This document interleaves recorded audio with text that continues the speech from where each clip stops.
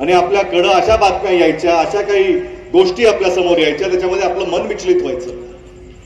भ्रष्टाचाराचे आरोप करण्यात आले, महागाईचे आरोप करण्यात आले, अनेक अशा गोष्टी आणि मोठी मोठी आश्वासनं आपल्याला मोठ्या मोठ्या व्यासपीठाकडून, मोठ्या नेत्यांकडून ऐकायला मिळाली. ती आश्वासनं एवढी चांगली होती की लोकांना वाटलं की आज जी आपली परिस्थिती आहे याच्यापेक्षा कितीतरी पट परिस्थिती आपली चांगली होणार आहे. लोकांसमोर जर कोणी येऊन सांगितलं मी तुम्हाला 15 लाख रुपये देणार आहे, कुणाला नको वाटतं 15 लाख? वाटतं ठीक आहे, 15 लाख जर देणार असतील तर घेऊ, आणि सरकार देणार आहे म्हणजे कुणाकडे उसने वगैरे नाही, कर्ज नाही, 15 लाख तुमच्या खात्यावर जमा होती अशी बांधगणा करण्यात आली. तरुण भागा सगळ्या बांधवांना सांगण्यात आलं की प्रत्येक वर्षी या देशामध्ये 2 कोटी रोजगार निर्माण होतील, बेरोजगारी मिटून जाईल, प्रत्येक कुटुंबाच्या प्रत्येक मुलाला मुलीला हाताचा हक्काचा रोजगार मिळेल, हे सांगण्यात आलं. शेतकऱ्याला सांगण्यात आलं तुमचं उत्पन्न दुप्पट करण्यात येईल, तुमचा जो काही आज खर्च होतोय त्याचं 1.5 पट तरी किमान भाव तुमच्या पिकाला आम्हाला देता येईल सरकारच्या माध्यमातून, हे सगळं सांगण्यात आलं. प्रत्येक त्या घटकाला हे सांगण्यात आलं की तो तुमचा आजचा हा त्रास आहे, पुढचे येणारे स्वप्न आम्ही तुमचे पूर्ण करणार आहोत, तुमचा येणारा काळ हा सोन्याचा असणार आहे, तुमचं आयुष्य, तुमचं प्रपंच अतिशय चांगल्या पद्धतीने पुढे जाणार आहे. 5 वर्ष निघून गेली, ते काहीतरी येणार होतं, आले का? कोणतरी तरी दिवस येणार होते, आए क्या? आए? फिर लौटा दो मुझे मेरे वो पुराने दिन, आज ऐसा लगता है कि वही अच्छा था जो मेरा था, आपका ये जो कुछ सपना था ये झूठा था, आपके वादों की था. हे सांगायचं एक, करायचं भलतंच. 5 वर्ष निघून गेली. 5 वर्षानंतर जेव्हा जनतेने त्यांना विचारलं, विरोधकांनी त्यांना विचारलं की 5 वर्षामध्ये तुम्ही जी आश्वासनं दिली होती त्याचं काय झालं, तर मग आपण परत माध्यमांसमोर आलो, त्यांचे नेते मंडळी आले आणि सहज सांगून गेले ते निवडणुकीमध्ये बोलावं लागतं. हे तो जुमला आहे, चुनावी जुमला, बरोबर आहे की त्याच्या बरोबर आहे की चुनावी जुमला. म्हणजे पहिल्या निवडणुकीमध्ये जे पक्ष आपल्या समोर आला त्याचं इनिशियल आहे, जे आजही त्यांचे उमेदवार या मतदारसंघामध्ये 2 वेळेस निवडून गेले, 2 खासदार निवडून गेले. बीजेपी जेव्हा 14ला आले होते ते भारतीय जनता पार्टी होते. 14 ते 19 मध्ये जेव्हा परत निवडणुकीला आले तर भारतीय जुमला पार्टी झाले की नाही? भारतीय जुमला पार्टी त्याचे उमेदवार शृंगारे परत निवडून गेले, संधी दिली, ह्या भागातले होते, लोकांनी परत विश्वास केला. त्यावेळेस देशामध्ये असं काहीतरी वातावरण निर्माण केलं की भारत देशाला फार मोठा धोका आहे, भारत देश सुरक्षित राहिला पाहिजे, सगळ्यांनी देशासाठी मतदान केलं पाहिजे, हा देशातला नागरिक एका बाजूने उभा राहिला पाहिजे, तर देश परत त्यांच्या मागे उभा राहिला, परत एकदा त्यांना संधी दिली. 5 वर्ष निघून गेले, आता 2024 आहे, परत बीजेपी, परत नामांतर झालेलं आहे. आता हे नामांतर वेगळं आहे. काय आहे नामांतर? नाही, बीजेपीच आहे, ते बदललं नाही. भ्रष्ट जनता पार्टी, भ्रष्टाचारी जमाव पार्टी, ही बीजेपी आहे. मी उदाहरण दिले, अनेक लोकांवर जे आरोप झाले, 10 वर्ष तुम्ही ते आरोप केले, एकही सिद्ध झाला नाही. त्यांच्यावर दडपशाही करून, त्यांना इकडं तिकडं बोलून, आमिष दाखवून, आपण ऐकत होतो निवडणुकामध्ये आमिषाला बळी पडू नका, कुणाला मतदान देताना याचा विचार करा. तर ह्या सगळ्या निवडणुकीमध्ये ह्या मंडळीच्या माध्यमातून जे काही आपल्या समोर येत असतं ते आपल्या हिताचं आहे का नाही आपण तपासणार कधी? मागच्या वेळेस ते खासदार त्यांनी बदलून टाकला, नवीन उमेदवार आला, त्यांनी काय सांगितलं मला माहित नाही, मी तर नवीन आहे, लोकांना विचारता आलं नाही, जुना पुन्हा कधी आलाच नाही. पण आता आता परत रिंगणामध्ये तोच गडी आलेला आहे. आता रिंगण, आता गडी आलाय तर गडीला विचारावं कि आता बोल, क्या बोल के गए थे? अलादीन का चिराग तो आपके पास था. अगर ये चिराग घिसते और किसानों का भला होता, अगर ये चिराग घिसते और मेरे तरुण बांधवों को अगर रोजगार मिलता, अगर ये चिराग घिसते और गैस सिलेंडर कम हो जाता, अगर ये चिराग घिसते मेरे घर में 15 लाख आ जाता तो बात ठीक थी. आप चिराग घिसते गए, घिसते गए, घिसते गए. बाकी पार्टियों के भ्रष्टाचारी आते गए, आते गए, आते गए और आप जमा करते गए. और सबको जमा करने के बाद आप अब चुनाव में आ रहे हैं. तो ये सब चुनावी जुमले, इन सब की ये नियत आपको समजनी चाहिए.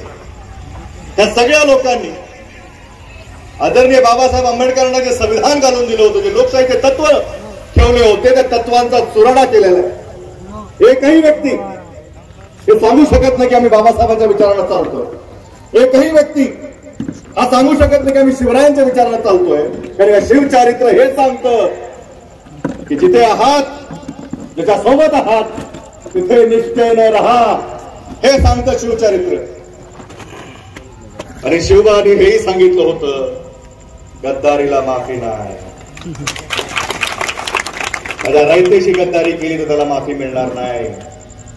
आता ही निवडणूक या रयतेची आहे, या सामान्य माणसाची आहे, कष्टकऱ्याची आहे, कामगाराची आहे, हिंदूची आहे, मुस्लिमांची आहे, प्रत्येक जाती धर्माच्या लोकांची आहे, दलितांची आहे, ओबीसीची आहे. ही निवडणूक जाती जातीची नाही, ही निवडणूक भारताची आहे. त्या निवडणुकीमध्ये प्रत्येक भारतीयांनी त्या निवडणुकीमध्ये संविधान टिकवण्यासाठी मतदान केलं पाहिजे. संविधानातून आपल्याला मिळालेले अधिकार आपल्याला ठेवावे लागतील, ठेवायचे असतील तर ह्या निवडणुकीमध्ये आपल्याला मतदान इंडिया आघाडीच्या सरकारला, इंडिया आघाडीच्या उमेदवाराला केलं पाहिजे. कारण या संविधानाचं संरक्षण हे इंडिया आघाडीचेच लोक, महाविकास आघाडीचेच लोक करू शकतात. कारण ह्यांना जे काही यांची वल्गना आहे 400 पार, 400 पार.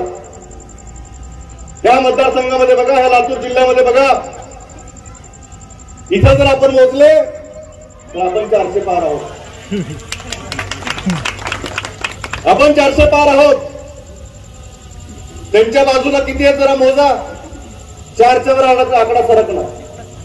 एक तर कोणी गावात बोलवणार आणि जर गेले तर गावातून बाहेर जा म्हणतो. म्हणजे ही परिस्थिती झाली आहे की 400 पार म्हणायचं पण करायचं मात्र काय नाही. 400 पार कशाला पाहिजे हेही सांगत नाही. जेव्हा 400चा सिलेंडर होता तेव्हा त्यांच्या नेत्या ज्या मंत्री आहेत ते दिल्लीच्या रामलीला मैदानावर जाऊन बसल्या आणि त्या गॅस सिलेंडरचं त्यांनी आंदोलन केलं की तेव्हा 400चा सिलेंडर महाग वाटत होता. 400चा सिलेंडर महाग आणि देशाची अर्थव्यवस्था 10व्या क्रमांकावर होती. 10व्या क्रमांकावर देशाची अर्थव्यवस्था, सिलेंडर 400चा होता. आज ते आपल्या समोर जाहिरात पाठवत आहेत की आम्ही या देशाची अर्थव्यवस्था 5व्या क्रमांकावर नेलेली आहे आणि आता येणाऱ्या काळात 3ऱ्या क्रमांकावर आम्हाला न्यायचे बोलतात. तरी आपण विचार केला पाहिजे, हिशोबात घातला पाहिजे. 10व्यावर होतो गॅस 400, 10व्यावर होतो पेट्रोल 60, 10व्यावर होतो बेरोजगारीचा टप्पा 20%. आज 5व्यावर आहोत. गॅस कितीचा आहे? 1200. आज 5व्यावर आहोत. पेट्रोल कितीचा आहे? 100 पार. आज 5व्यावर आहोत. बेरोजगारीचा टक्का 50 पार.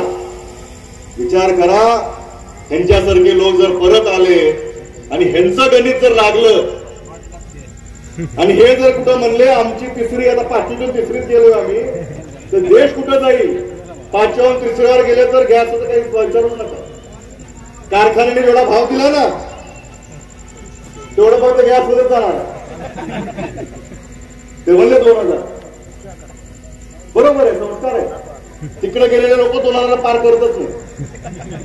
तर मोठा बाबा म्हणतो 2000 दिले तर आहे क्या? बरोबर आहे की? पण त्यांचे कार्यकर्ते कसे करू शकतील? हप्ता पडला नाही कारखान्याचा. हे झाल्यानंतर आता ज्यांनी पाडला नाही त्यांना जाऊन परत आपण आता रिंगणात आलो की विचारायचं. पहिला हप्ता आमच्या हक्काचा, नाहीतर मतदान हाताचं बटन दाबायचं. तर ज्यांना तुमची काळजीच नाही, ज्यांनी तुमची जबाबदारी घेतली, ज्यांनी तुमचा आश्वासनं दिली, ती आश्वासनं पूर्ण करण्यासाठी ह्या निवडणुका आहेत. निवडणुकामध्ये आपण बघितलं पाहिजे की आपला भूतकाळ कसा होता, आपला आजचं वर्तमान कसं आहे आणि येणारा भविष्य आपण काय करणार आहोत याच्यावर आज निर्भर आहे की आज आपण जर मतदारांना काय सांगतोय, मतदारांनी काय करावं, की त्याच्यामध्ये आपल्या भविष्यासाठी या निवडणूक. डॉक्टर शिवाजी काळगे हे लातूरचे भूमिपुत्र आहेत. गेली 25 वर्ष ते लातूरकरांच्या आरोग्य सेवेसाठी आरोग्याची काळजी घेत आहेत, चांगली सेवा देत आहेत. एक चांगला सुशिक्षित, चांगला नामांकित डॉक्टर. तुम्ही विचार करा, स्वतःची 100-200ची ओपीडी बाजूला सारून, स्वतःचा व्यवसाय बाजूला ठेवून तुमच्या हक्कासाठी लढायला तो आज तुमच्या समोर येतोय. त्यांचं बरं चाललंय हो, पण का लढतायत हा विचार केला पाहिजे. का त्यांनी उमेदवारी स्वीकारली, का त्यांनी लढायचं स्वीकारलं, का त्यांनी काँग्रेस पक्ष स्वीकारला. त्यांनाही माहिती आहे की काँग्रेस पक्ष हा सत्याचा पक्ष आहे, सत्तेसाठी नाही सत्यासाठी लढणारा पक्ष आहे. काँग्रेस पक्ष हा गोरगरिबांचा पक्ष आहे. काँग्रेस पक्ष हा संविधानाला मानणारा पक्ष आहे. काँग्रेस पक्ष हा सर्वांना अधिकार देणारा पक्ष आहे. काँग्रेस पक्ष हा सर्व जाती धर्मांना बरोबर घेऊन जाणारा पक्ष आहे. त्यासाठी त्यांनी काँग्रेस पक्षाची निवड केली. 2019 मध्ये जो निकाल लागला, शरदचंद्र पवारांची एनसीपी आणि काँग्रेस एकत्र लढलो. उद्धव साहेबांची शिवसेना आणि भाजप एकत्र लढले. आमदार सगळ्यांचे निवडून आले. आम्हाला विरोधी पक्षात बसण्याचा मॅन्डेट होता. युतीला मतदान झालं, युतीचे सरकार होईल, आम्ही तो सांभाळून घेतलं होतं. पण कुठेतरी आपल्या देशाच्या आणि आपल्या राज्याच्या रयतेच्या लोकांच्या हितासाठी मी अभिनंदन करतो उद्धव साहेबांचं की आपला मित्र हा ह्या राज्यासाठी उपयोगी नाही. तो विचार ते मांडताय त्या राज्याच्या हिताचा नाही आणि तरी पहिलं पाऊल उचललं. आपली 25 वर्षाची युती, आपला मित्र, आपला सहकारी, जर त्याच्यामुळे आपल्या जनतेला जर त्रास होणार असेल तर ह्याचा मुखवटा काढलाच पाहिजे. आणि ते मुखवटा काढण्याचं काम आदरणीय उद्धव साहेबांनी केलं आणि महाविकास आघाडीची निर्मिती झाली. शरदचंद्रजी पवारांनी पुढाकार घेतला. उद्धव साहेबांनी धाडस दाखवलं आणि सोनियाजी गांधींनी आशीर्वाद दिले की एखाद्या वेळेस या देशाच्या हितासाठी जर असे विरोधी बाकावर किंवा मी लढलेले पक्ष जर एकत्र येणार असतील देशाच्या हितासाठी, तर ह्या सगळ्या गोष्टी करण्यासाठी आम्हा सर्वांना एकत्र येण्याची परवानगी सगळ्यांनी दिली, आशीर्वाद दिले आणि महाविकास आघाडी सरकारची निर्मिती झाली. सरकारने पहिला निर्णय काय घेतला असावा? महाविकास आघाडीचं नागपूरच्या पहिल्या अधिवेशनामध्ये पहिला निर्णय जो झाला तो शेतकऱ्यांची सरसकट कर्जमाफी करण्याचा निर्णय झाला. कारण मागची कर्जमाफी युपीएच्या सरकारनं दिली होती. त्यावेळेस शरदचंद्रजी पवार कृषी मंत्री होते, आदरणीय मनमोहन सिंग साहेब प्रधानमंत्री होते. ती कर्जमाफी महाराष्ट्राच्या जनतेला, महाराष्ट्राच्या शेतकऱ्याला हिताची म्हणून दिली. हे लोकांचं काम करण्यासाठी महाविकास आघाडी कार्यरत झालं तर लगेच फेब्रुवारी-मार्च मध्ये आपल्यावर करोनाचं सावट आलं. एवढी मोठी महामारी, जागतिक महामारी या देशावर, या जगावर ओढावून आली होती. तर त्या महामारीला देखील चांगल्या पद्धतीने तोंड देण्यासाठी, आपल्या जनतेचं संरक्षण करण्यासाठी महाविकास आघाडी सरकारने अतिशय चांगलं काम केलं. आणि लोकांमध्ये महाविकास आघाडी हा पर्याय रुजू लागला होता की येणाऱ्या काळामध्ये असाच विचार महाराष्ट्राच्या हितासाठी आहे, महाराष्ट्राला पुढे घेऊन जाण्यासाठी आहे. अनेक गोष्टी महाविकास आघाडी सरकारच्या माध्यमातून आम्हाला तिथं करता आले. प्रत्येक आमदार जे महाविकास आघाडीमध्ये होते इकडेही होते. जो विकास त्यांनी आणला खेचून तो महाविकास आघाडी सरकारच्या माध्यमातूनच आणला. या परिसरामध्ये अनेक प्रश्न प्रलंबित आहेत. आपल्या या भागातून हायवे होणार आहे त्याची मागणी आहे. इथं स्वतःच ग्रामीण रुग्णालयाची मागणी आहे. आपल्या परिसरामध्ये उसाला चांगला भाव मिळावा याची मागणी आहे. सिंचनाची व्यवस्था अजून चांगल्या भावात याची मागणी आहे. त्या सगळ्या मागण्या आपल्याला जर पूर्ण करायच्या असतील तर आपल्या हक्काचा वाढप्या आपल्याला निवडून द्यावा लागेल. फक्त वाढप्यावर चालणार नाही, फक्त उमेदवार खासदार आमदारावर नाही चालणार, पण जे सरकार जनतेसाठी करू पाहत आहे त्या विचाराचं सरकार तिथं आपल्याला बसवावं लागेल, त्या कायदे मंडळात आपल्याला बसवावं लागेल. ज्या सरकारनं पहिलं केलंय, कर्जमाफी कशी करायची असेल तर आदरणीय मनमोहन सिंग साहेबांनी केली तशी करावी लागेल. मग त्याच विचाराचं सरकार आपल्याला परत भारतामध्ये बसवावं लागेल. आणि या जनतेला माझी एवढीच विनंती आहे की अनेक गेली 10 वर्ष भारत सरकार, गव्हर्नमेंट ऑफ इंडिया आपण ऐकतच नाही. म्हणजे आपण भारताचे नागरिक आहोत का एखाद्या व्यक्तीच्यावर आपण सातबारा दिलेला आहे हेही कळत नाही लोकांना. अब की बार इनकी सरकार, अब की बार इतने पार, अब की बार करो जय जयकार, अब की बार बोलो जय श्री राम, अब की बार बोलो ये. लेकिन ईश्वर अल्लाह तेरो नाम, सबको सद्बुद्धी हे भगवान, हे कुठं गेलं?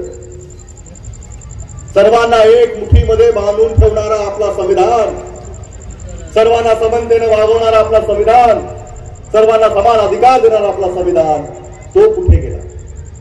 तर मतदार आणि ह्या निवडणुकीमध्ये येणाऱ्या 7 तारखेला डॉक्टर शिवाजी काळगे हे फक्त आपलं निमित्त मात्र आहेत, आपले प्रतिनिधी आहेत, पण ते कशाचे प्रतीक आहेत हे आपण विचार केला पाहिजे. शेतकऱ्यांना जर कर्जमाफी पाहिजे असेल तर इंडिया आघाडी सरकार आणावं लागेल. शेतकऱ्यांना हमी भाव हवा असेल तर इंडिया आघाडीचं सरकार आणावं लागेल. शेतकऱ्यांना शेती जीएसटी मुक्त हवी असेल तर इंडिया आघाडी सरकार आणावं लागेल. तरुणांना बेरोजगारीमधून बाहेर पडायचं असेल तर इंडिया आघाडी सरकार आणावं लागेल. मजुरांना 400 रुपयाची मजुरी हवी असेल तर इंडिया आघाडी सरकार आणावं लागेल. प्रत्येक जाती धर्माच्या लोकांना आपापल्या हक्काप्रमाणे आरक्षण हवं असेल तर इंडिया आघाडी सरकार आणावं लागेल. प्रत्येकाला समानतेने वागवण्याचं असेल तर इंडिया आघाडी सरकार आणावं लागेल. प्रत्येकाला आपल्या हक्काचं मिळालं पाहिजे. या देशामध्ये प्रत्येकानं भारतीय नागरिक म्हणून राहिलं पाहिजे. प्रत्येकाची मान भारतीय म्हणून उंचावली पाहिजे. परत ह्या देशामध्ये भारत सरकार बसवावं लागेल. त्यासाठी इंडिया आघाडीच्या उमेदवाराला मतदान करावं लागेल. मुक्त करा या भारताला मोदी सरकारमधून, मुक्त करा भारताला ह्या वर्गणामधून, मुक्त करा ह्या सर्वांना ह्या त्रासामधून. हे आपले नाहीच, ते कधीच नव्हते. जे स्वतः आपल्या पक्षाच्या माध्यमातून आपले 300 किंवा 400 उमेदवार देऊ शकत नाही, एवढा मोठा पक्ष झाला. पण 400 उमेदवार स्वतःच्या विचाराचे नाहीयेत, स्वतःच्या पक्षातले नाहीयेत. जे कार्यकर्ते सतरंजी उचलून बेजार झाले ते ह्या निवडणुकीमध्ये पुढे दिसत नाहीयेत. महाराष्ट्रातली परिस्थिती अजून वाईट आहे. हे महायुतीचं सरकार अजून 7-8 उमेदवार जाहीर केले. उद्या दुसऱ्या टप्प्यातलं मतदान होऊन जाणार आहे. अजून उमेदवार जाहीर नाहीयेत. का नाहीयेत? जर एवढंच तुम्हाला कॉन्फिडन्स होतं, तुम्ही 400 पार होणार होता, तर विचार करा. जर चांगल्या टीम मध्ये बॅटिंग करायला मिळत असेल, चांगलं रान असेल, चांगलं पिच असेल, IPL बघत असताल, आलं की लोक रोज 2-2 हाणायला लागले. टप्प्यात पडला की 6, टप्प्यात पडला की चौका. बॉलर हैराण आहेत. पण एवढं चांगलं जर टीम असेल, एवढी मोठी बलाढ्य टीम असेल, तर विचार करा उमेदवार का जाहीर होत नाहीये. उमेदवार ह्याच्यासाठी जाहीर होत नाहीयेत की मला पाहिजे. उमेदवार ह्याच्यासाठी जाहीर होत नाहीयेत की मी जर आता घेतलं तर माझा हरला नाही पाहिजे. कारण पुन्हा टीव्हीवर हेडलाईन येणार आहे, पुन्हा विधानसभा आहे की ह्या पक्षाचे एवढे हरले, ह्या पक्षाचे एवढे हरले. एक मोठ्या पक्षाला त्यांनी भोपळाच दिला. तुम्हाला माहिती आहे शेजारीचं. त्यामुळे त्यांची ही गडबड झालेली आहे. आणि त्याच्यातही आपल्या पक्षातून उमेदवार देऊ शकत नाहीये. कुणाच्या तरी सांगण्यावर हा उमेदवार तुमचा राहील, चिन्ह तुमचं, आमदार आमचा. त्याला घेऊन उभं करा, त्याला घेऊन उभं करा, त्याला घेऊन उभं करा. म्हणजे पडला तर तुमच्याकडून पडत. ही व्यवस्था झालेली आहे. म्हणजे खऱ्या अर्थाने हे कट कारस्थान कुणाबद्दल चाललंय, हेही कुणाचा गेम कधी ह्या निवडणुकीत होणार आहे हेही कळणार नाही. आणि ज्या पद्धतीची आकडेवारी किंवा ज्या पद्धतीचं वातावरण प्रत्येक मतदारसंघामध्ये आहे ज्या पद्धतीचा लोक उत्साह या निवडणुकीमध्ये आम्हाला दिसतोय, अशा सभा तर आमच्या विधानसभेत होत नाही, त्या लोकसभेच्या आहेत. म्हणजे हा उत्साह विधानसभेच्या निवडणुकीमध्ये आम्हाला कधी मिळत नाही, दिसत नाही. अनेकदा निवडणुका आपण इथं लढलेल्या प्रचार केलेला असतील, हा उत्साह कधीच नाहीये. म्हणजे कुणासाठी तरी करायचं, डॉक्टर शिवाजी काळगेला विजयी करायची ही निवडणूक डॉक्टर शिवाजी काळगेला विजयी करण्याची नाहीच आहे. ही निवडणूक इथं प्रत्येक जण जो बसलाय तो आपल्या स्वतःच्या न्याय हक्कासाठी हा आपला विजय करून घेणार आहे, हा खेचून आणण्यासाठी ही निवडणूक इथं सभा होतात. अनेक गोष्टीवर बोलता येईल, अनेक भाषण आपल्याला अजून करायचे, अनेक लोकांपर्यंत आपल्याला जायचंय. काँग्रेसचा गॅरंटी कार्ड प्रत्येक बूथवर प्रत्येक बूथच्या कार्यकर्त्यांच्या माध्यमातून आपल्याला ह्या निवडणुकीतून काय मिळणार आहे हे समजलं पाहिजे. डोर टू डोर आपण काँग्रेस पक्षाच्या कार्यकर्त्यांनी हा विचार तो आदरणीय राहुलजी गांधी आणि आपले सगळे इंडिया आघाडीचे नेतृत्व करते, आदरणीय उद्धवजी साहेब असतील, आदरणीय शरदचंद्रजी पवार असतील, आणि त्यांनी लढण्याचे संकेत दिलेले आहेत. कारण का इतिहास जर लिहायचा असेल, इतिहासामध्ये आपली जर नोंद करायची असेल तर आपल्याला लढावं लागतं. इतिहास लढवयांचाच असतो.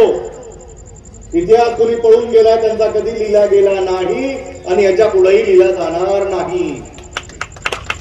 जे लढले ते मावळे आणि जे उडाले ते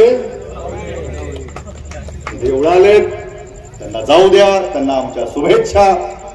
पण जे इथं आहेत त्यांच्या संवेद, त्यांच्या ताकदीनं येणाऱ्या 7 तारखेला डॉक्टर शिवाजी काळगेंच्या पंजाच्या चिन्हासमोर आपण सर्वांनी आशीर्वाद द्यावा ही नम्र विनंती करतो. देणार की नाही? माग माग यस. तो 7 तारीख को सुबह 7 बजे से